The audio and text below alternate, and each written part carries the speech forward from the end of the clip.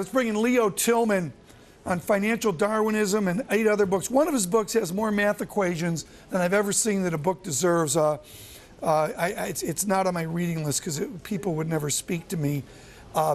Again, I love this quote that you had in your new essay. Let's bring it up here from a financial executive. While my days are consumed by meetings and firefighting, the plane that I am entrusted with is flying through extreme turbulence. This isn't funny. Corporate managers, strategists, economists, we all get distracted by the minutia. How do we fight against that, particularly after the 5 years of crisis we've had? Well, I think one of the most powerful ways to bring this to the forefront is to ask both the company and the executive, which business are you in? Because that immediately tells you what the focus should be and what the focus is.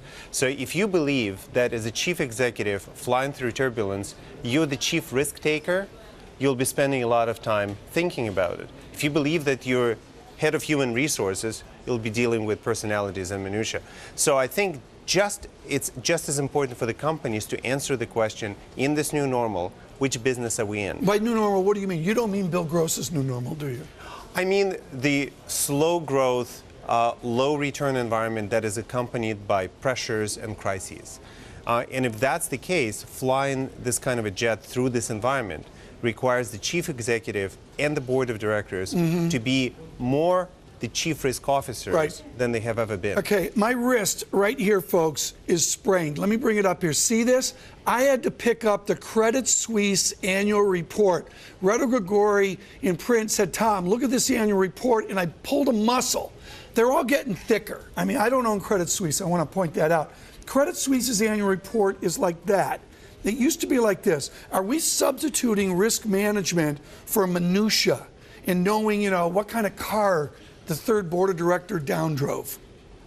Well, I think the lack of transparency remains, and it's a big, big issue. The disclosures are getting more complex and more comprehensive, but simple answers like how does the company make money, which risks it takes in the process, what is the interaction of risk-taking and agency activities?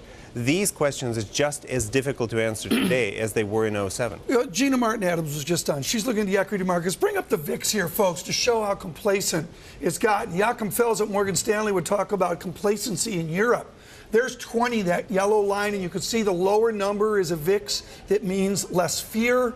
We're in a time of less fear here. When you look at risk management and knowing the numbers, should we have cash flow analysis codified in every annual report up front and center, just so that your officers that you talk to know where the cash is? I would not talk about the cash flow analysis. I would talk about risk analysis presented in meaningful ways, because there is an endless debate on how much risk you can disclose today without giving up your competitive advantages. And it certainly can be done in such a way that you tell folks what your business model is like, which risks you take in the process, so that investors and lenders and credit rating agencies are equipped without giving up valuable information. So cash flow analysis, static accounting data is not going to help. Key question, whether it's a Facebook IPO or it's name your big company, 4 or 5 pages in now, they're lining up risk factors. Who writes that garbage? It's probably lawyers, I would imagine, right? Because it's more of a break exclusive, excuse me, Tilman. Lawyers write annual reports. Thank you. Okay. Look, because it's written in the language of disclaimers, right? It's written in the language of be aware of the following risks, and there is a list. But the answer is, here's how this company generates value, and here's how it compares and contrasts with other opportunities. It's impossible to get from that kind of a description. I'll give you another example. We went through a strategic plan of a large company, and I called up the CEO and I said, congratulations on the most profitable, most efficient, riskless company. And he said, what do you mean by that?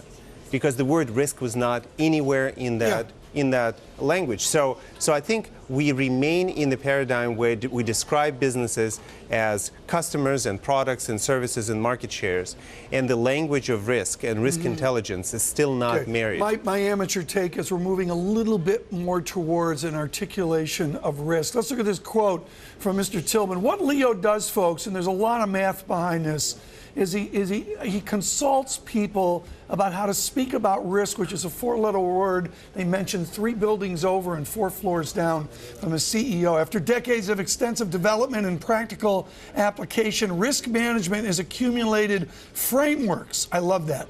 Tools, experience, lessons learned, paradigms, synergies. Does anybody buy this stuff? Are there CEOs that are actually beginning to look at frameworks of measuring risk? Oh, I think so. I think there is definitely an acknowledgement that we've invested so much time and resources in building all of these systems and tools and data. We use them for compliance. We use them to check the box. How can we deploy them better? Also, we have millions of projects going on. What is a unifying language to bring it all together? And I think there's a growing realization that risk can play that role, and risk intelligence can play this role.